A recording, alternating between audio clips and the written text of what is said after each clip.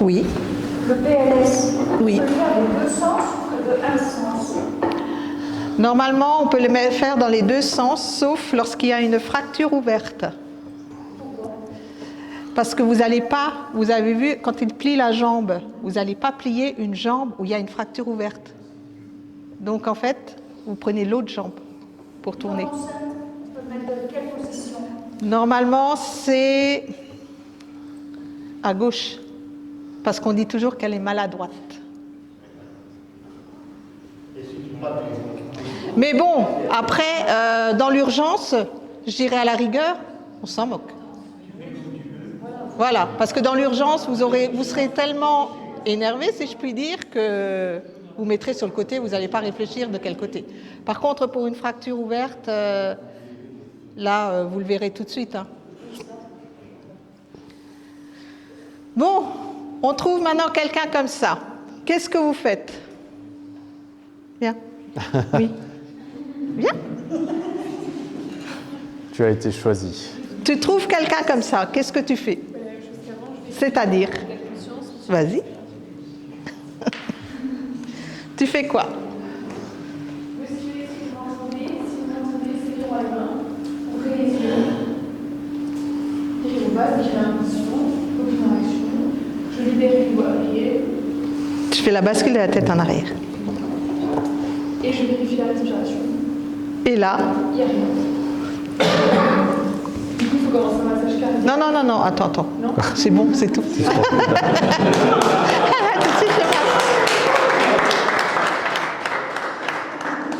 Donc là, il ne respire pas. Qu'est-ce qu'on fait? Est-ce qu'on fait la même chose qu'avant? Qu'est-ce qu'on fait? On alerte tout de suite. Pourquoi? Pour? Il faut gagner du temps, oui, mais il y a une autre raison. Pourquoi on alerte tout de suite? C'est maintenant la personne qui trouve le blessé. Elle ne sait pas comment faire.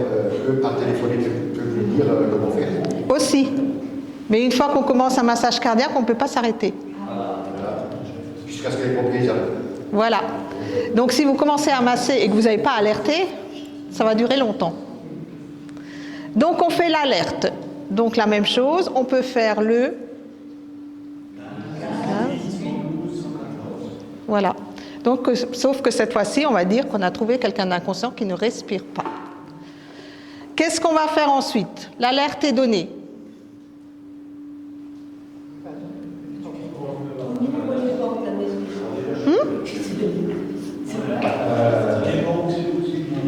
Qu'est-ce qu'on fait? Quand on est seul, on est dans le cadre. On fait un massage. Pourquoi on fait un massage? Qu'est-ce qu'il va faire le massage? Ça fait circuler le sang. Ça fait circuler le sang. En fait, ça oxygène le sang dans les autres organes. Donc, autrement dit, pourquoi tu me donnes ça? Je ne sais pas. Disons que le fait de faire un massage cardiaque, ça va permettre de faire circuler le sang dans les organes. Parce qu'en fait, le massage cardiaque va faire office de pompe. Donc, ce principe-là. Le massage cardiaque, où est-ce qu'on met les mains?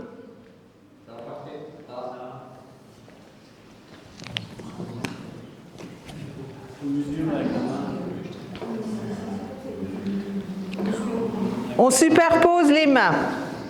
On met la paume des mains. Après, où est-ce qu'on met la main? Au milieu. C'est-à-dire le haut du sternum, le bas des côtes flottantes.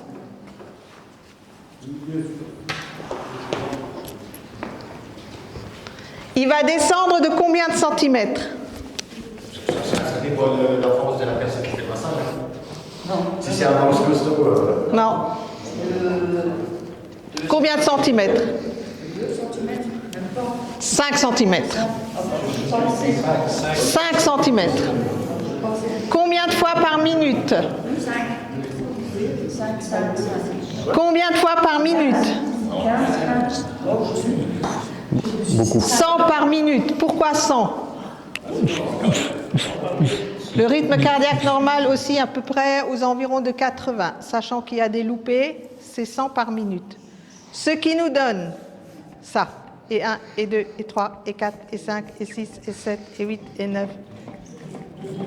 Combien de temps il sera efficace?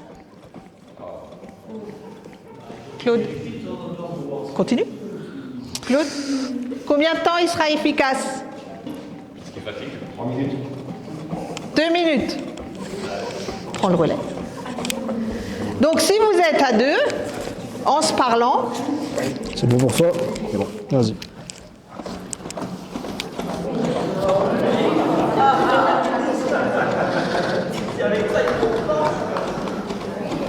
viens prendre le relais. Pas j'enlève la veste.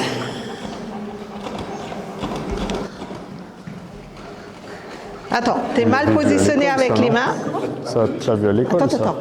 Regarde, là, verrouille Ok. tes coudes Ouais, parce et que, descends c'était avec trop parfait, la paume quoi. de la main. Et À 1, mort. et 2, et À 3, mort. et 4, et 5, et 6, et 7, et 8. Les garçons. Ça se voit.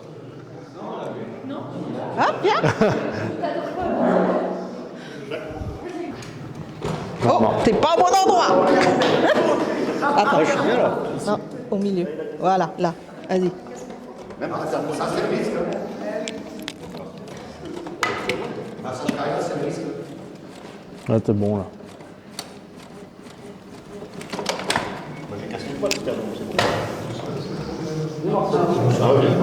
Il s'arrête, il a le droit de s'arrêter, il n'a pas le droit de s'arrêter. Et tant qu'il n'y ait pas de relais, il faut qu'il continue. Qui c'est qui prend le relais?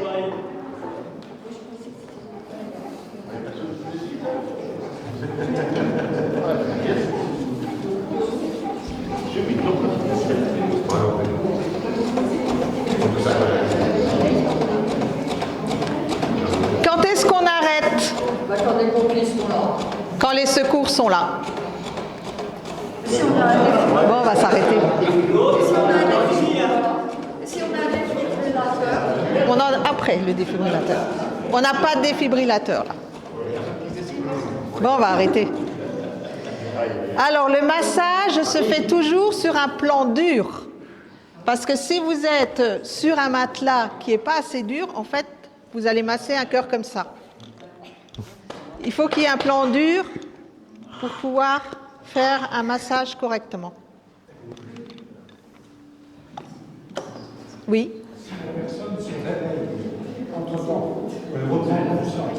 Le massage cardiaque ne fait pas redémarrer le cœur. Il ne se réveillera jamais avec un massage cardiaque. Ça, en fait, ça limite les dégâts. Le massage cardiaque. Oui. Le massage cardiaque ne fera que limiter les dégâts et irriguera les autres organes en oxygène. Mais par contre, vous ne redémarrerez jamais un cœur en faisant un massage.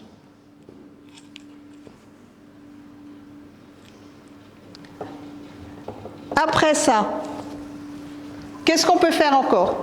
Qu'est-ce qui existe? Les défibrillateurs. Qu'est-ce qu'un défibrillateur? C'est pour donner un choc électrique au cœur. Un choc électrique. Qu'est-ce qu'il va faire le défibrillateur?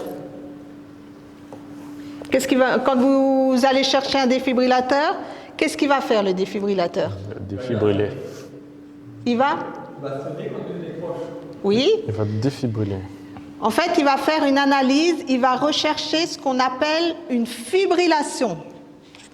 Qu'est-ce que c'est la fibrillation? En fait, quand le cœur il bat, soit il bat normalement, comme ça, ou alors il ne bat plus du tout, ou alors il fait ça. Et quand il fait ça, c'est ce qu'on appelle la fibrillation. Cette fibrillation dure environ 10 minutes. Donc quand le cœur il fait ça, c'est ça que le défibrillateur va rechercher. Si le défibrillateur ne demande pas de choquer, c'est que soit le cœur il bat normalement, soit il ne bat plus du tout. Le défibrillateur, donc il est constitué de patchs. C'est marqué dessus. Vous ne pouvez pas vous tromper, en fait.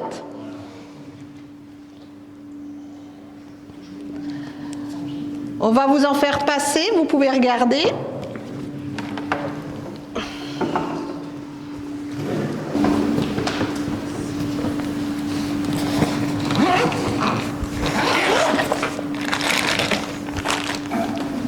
Donc on pose les électrodes, une là, une là. Si maintenant on se trompe, celle d'en bas on la met en haut, celle d'en haut en bas, est-ce que ça change quelque chose? Non, ça change rien du tout, parce qu'en fait le courant il passe toujours dans le même sens. Donc on pose les électrodes.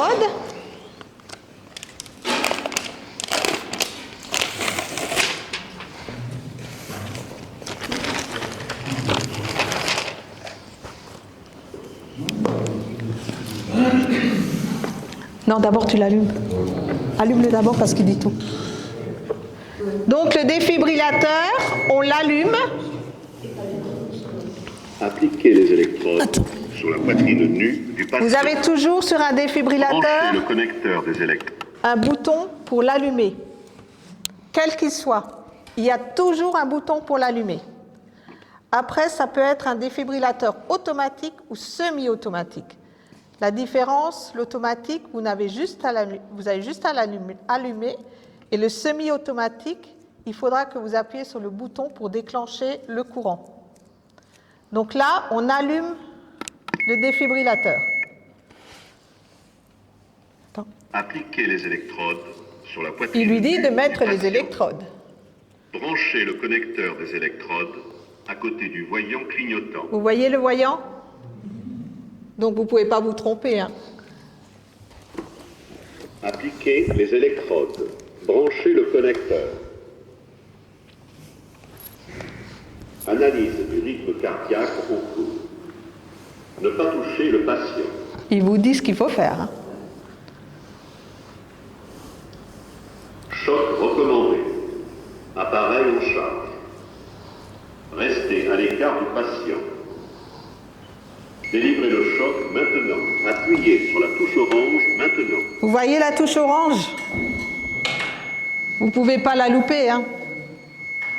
Délivrez le choc maintenant. Appuyez sur la touche orange maintenant.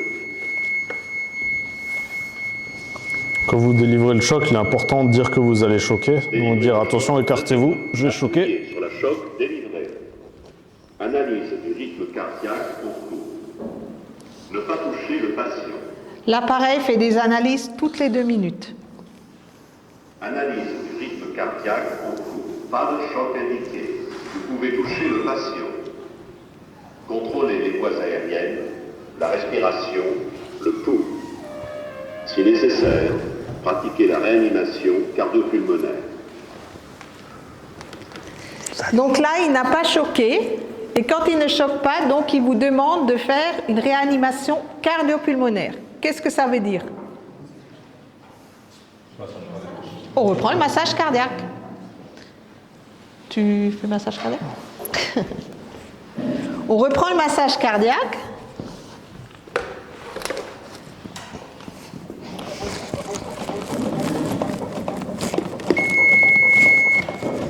Analyse du rythme cardiaque au cours. Ne pas toucher le patient.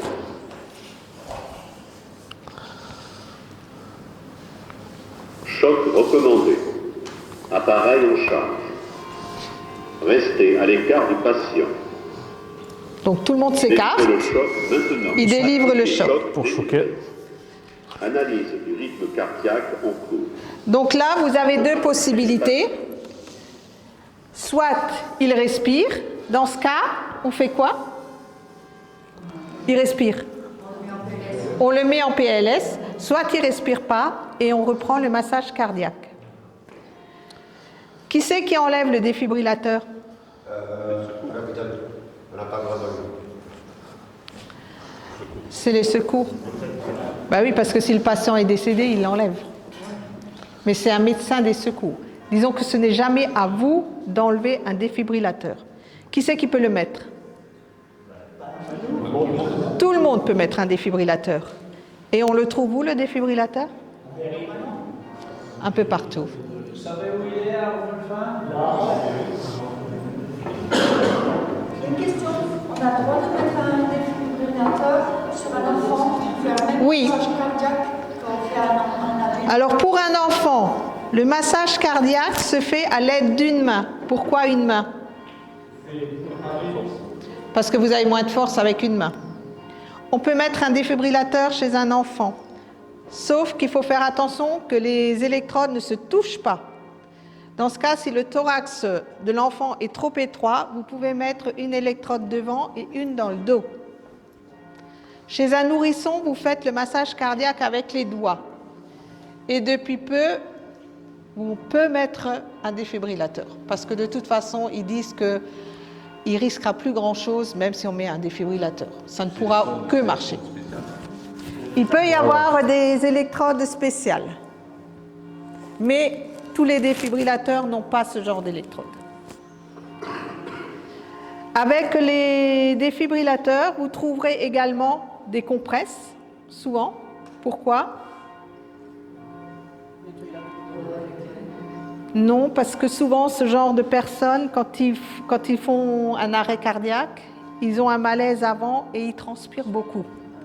Et s'ils transpirent, les électrodes, les patchs ne tiennent pas. Il y a également un rasoir manuel avec, parce qu'évidemment, chez les gens trop poilus, ça ne tient pas. Il faut également, si vous voyez sur le thorax les patchs tels que trinitrine, nicopatch, il vaut mieux les enlever, parce que ça laisse une petite brûlure. À part ça, qu'est-ce que je peux vous dire encore? Les gens qui sont opérés au niveau du thorax, vous faites un massage ou pas? Les gens qui sont opérés à cœur ouvert et qui ont une grosse cicatrice au niveau du thorax. Oui. Les gens qui ont des pacemakers.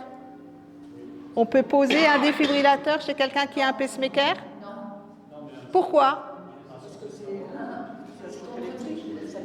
Si vous ne le faites pas, qu'est-ce qui se passe? Il meurt. Donc on peut le mettre. Sachant que les pacemakers sont mis à ce niveau-là. Et vous avez toujours un petit boîtier qui ressort un petit peu. C'est pour ça que les pacemakers sont mis de ce côté-là. Mais s'il est en arrêt cardio-respiratoire, c'est que le pacemaker n'a pas marché. Vous pouvez mettre un défibrillateur à tout moment, chez tout le monde. Si maintenant la victime, elle respirait et que vous vous en êtes pas aperçu et que le cœur y bat, est-ce que c'est grave si vous mettez le défibrillateur? Non, parce qu'il ne se déclenchera pas. Une femme enceinte qui a un arrêt, on peut lui mettre un pacemaker? Un pacemaker, non? Pas un pacemaker, un défibrillateur. Si vous n'en mettez pas. Oui, elle va mourir, mais le bébé. Ah ben, pour le bébé, je ne sais pas, mais pour la femme, il faut le mettre. Mais de toute façon, si la femme, elle meurt, le bébé meurt. Il faut toujours mettre. Il faut toujours se poser la question, si je ne le fais pas, qu'est-ce qui se passe? Mais si on le met, est-ce que le bébé? Si on ne le met pas, la maman meurt, le bébé meurt.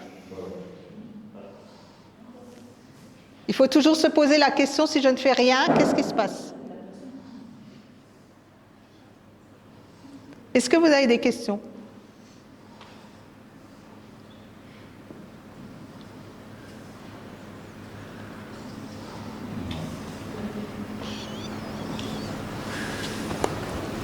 On a tout dit?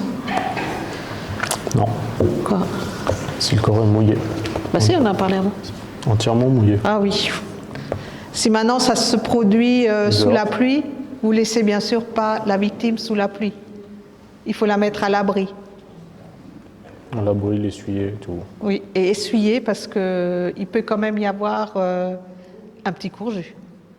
Et on dit toujours aux personnes de s'écarter, parce que si vous restez près de la victime et que vous touchez la victime, vous risquez quand même d'avoir une petite châtaigne. Qui n'est pas très bonne pour la santé. Non. On va faire la deuxième chose. Oui. Ce Chantal, est-ce qu'on a des statistiques en France sur l'utilisation des... Dans le film, c'est marqué. Il y a encore un petit film après.